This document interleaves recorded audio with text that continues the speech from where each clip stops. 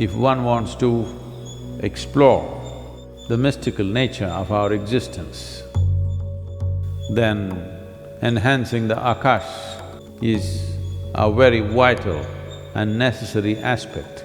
Once there is a certain amount of mastery over the five elements, one will find there is no such thing as what is inward and what is outward.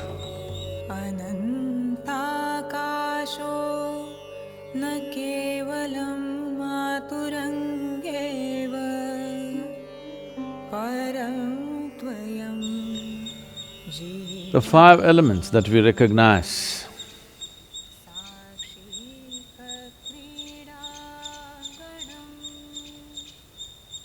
as the basic ingredients of life, this elemental magic, I'm calling it elemental magic because just with five things,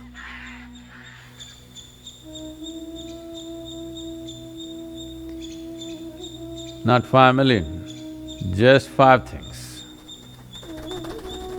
With 5 things, too much has been done. With 5 things,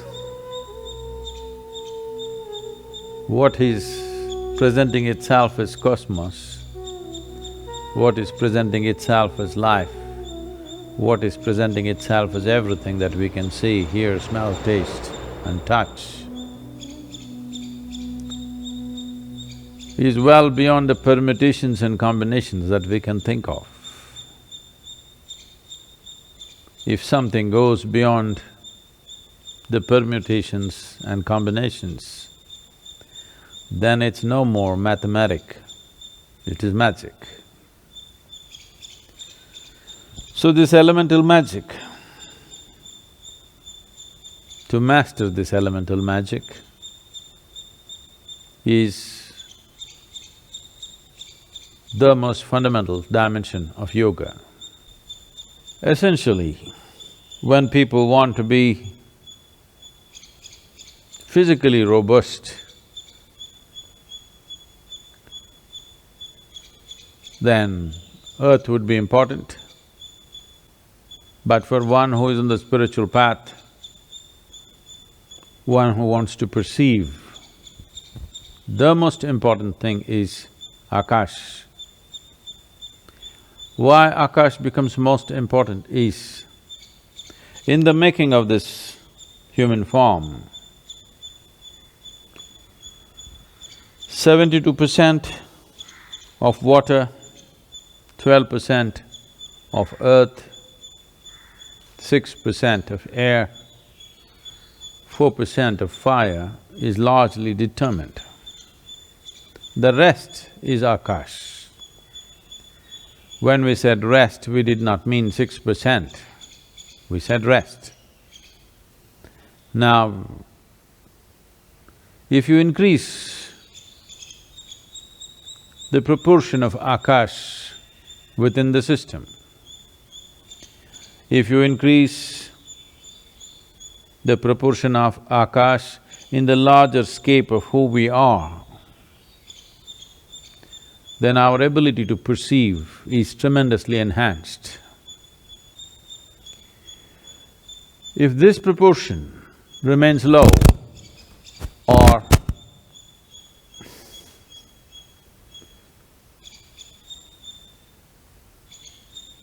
Akash is at its minimal in one's making, then their ability to perceive will be very minimal. Even if they have a great intellect, this intellect will forage in mundane things. It can never rise to perceive something more than that. So in this context, one important aspect of spiritual progress,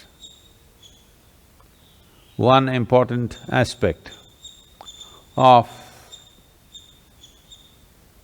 Vigyan or Vishesh Gyan, if one wants to perceive beyond 5 senses, if one wants to perceive that which is not physical in nature. If one wants to extend his antenna to larger dimensions of life, if one wants to explore the mystical nature of our existence, then enhancing the Akash is a very vital and necessary aspect. Akash is a boundless dimension. When the composition of Akash is enhanced, then boundlessness becomes the nature of one's being. If not boundlessness, at least a boundary that you cannot see and feel. This gives the individual person a great sense of freedom, a great sense of not being tied down to anything. This lack of bondage within oneself is an essential amount of space that one needs if they want to have some mastery over these 5 elements. This goes for human system also. To keep this system well, to keep this system in an efficient and effective mode, but not being identified with it, is a very important or the very important step one has to take if one has to have mastery over elements. Once there is a certain amount of mastery over the 5 elements, one will find there is no such thing as what is inward and what is outward, because elements don't respect your boundaries. To put it in the simplest form, as you sit here, you breathe.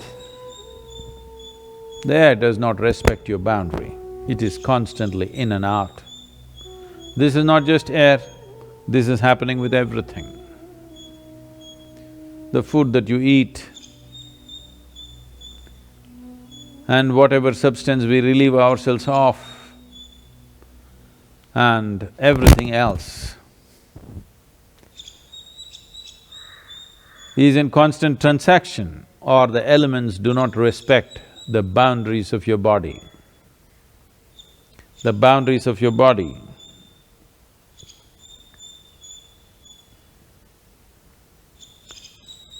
are only for your psychological comfort, but the 5 elements have no respect for that, and they anyway transact without your permission. So if you have some access to experiencing the nature of the elements, then you also lose the boundaries of your body. Or in other words, you have sacrificed your privacy, because there is no such thing as privacy, because you know everything is seeping in and everything is seeping out constantly.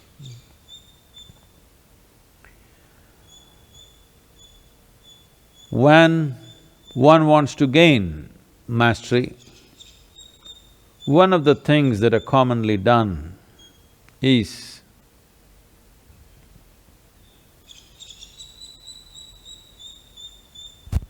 those of you sitting in America or anywhere else in the world right now, including India, don't try to do this. You will see the spiritual movements of the past, whether you take the yogis like the Nagas or the Gorakhnathis or the Jains,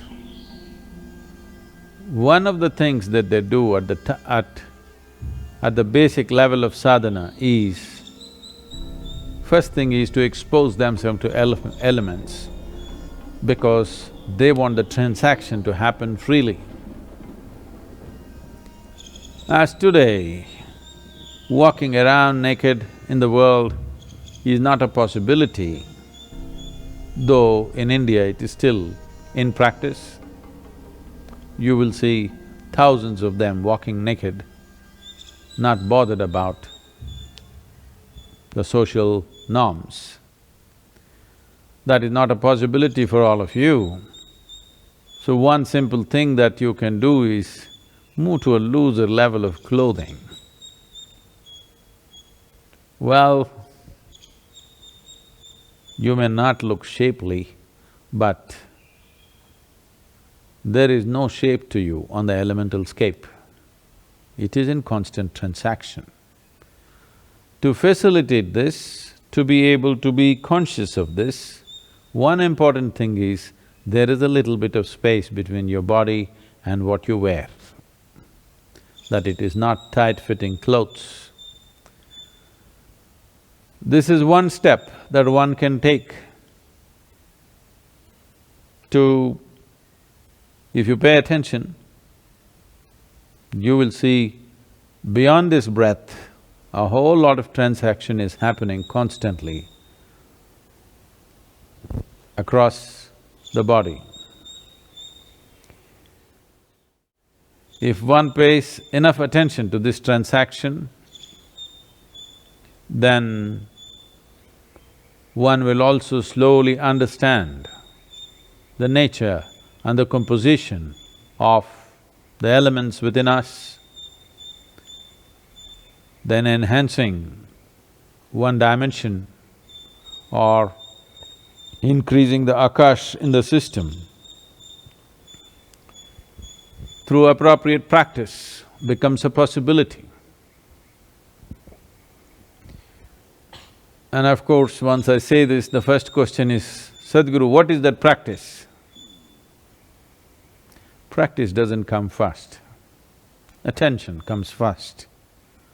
By attention, if one knows that there is transaction, not by intellect, but by attention, if one knows that there is a transaction, then how to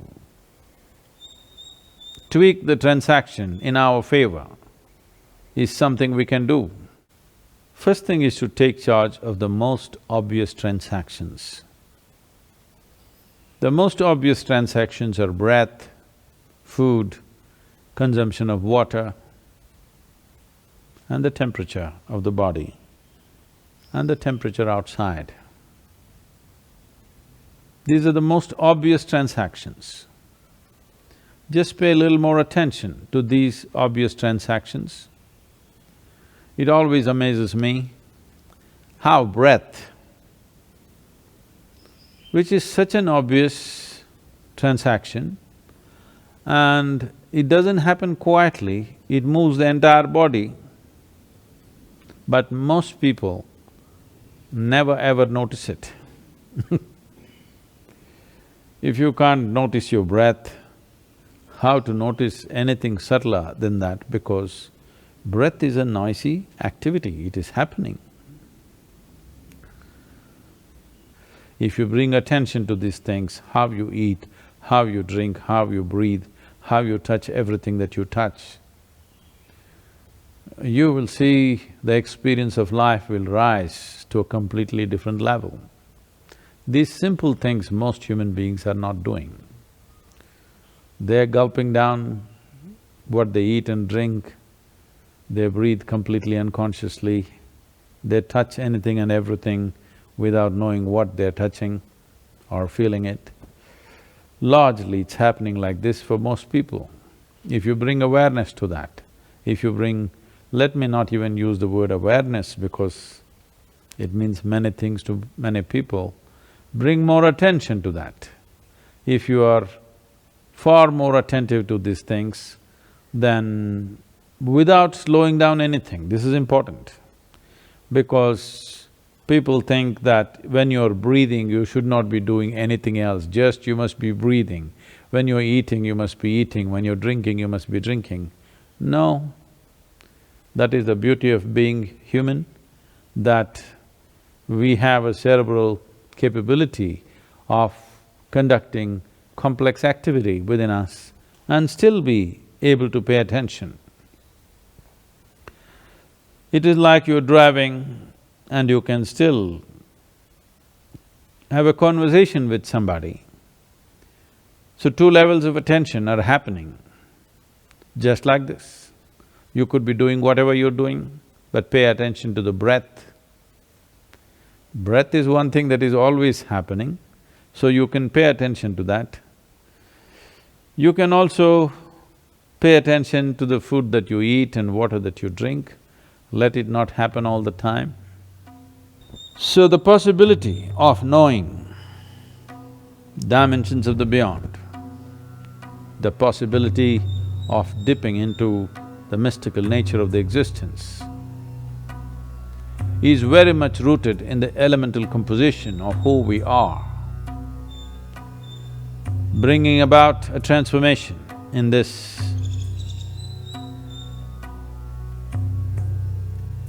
can do fantastic things to you, but one must also understand that fantastic things can also turn your life upside down.